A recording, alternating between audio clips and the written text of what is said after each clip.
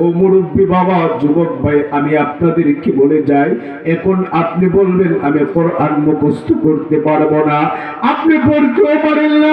আমি আপনাদেরকে বলে যাই বাবা, আল্লাহর কোরআনটাকে আপনি একটু মুখে জড়ান,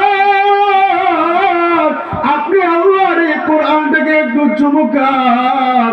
আপনি যদি বুকে জড়াতে পারেন আর একটু একটু চুমুকেতে পারেন, আল্লাহর এই কোরআন কাল কঠিন কিয়ামতের ময়দানে হাতটা ধরে টেনে টেনে আল্লাহ তুমি জান্নাতের ভিতরে পৌঁছায় দিবি। এই জন্য আমরা বেশি না পারি, অন্তত কোরআনটা একটু মুখে জড়াবো, একটু চুমু খাবো।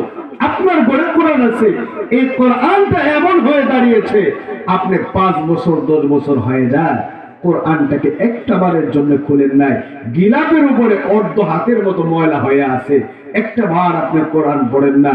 কোরআন পুরাতন হইতে হইতে একটা পর্যায়ে কেন্দ্রীয় মসজিদে আইনা হুজুরে দেন, হুজুর এটা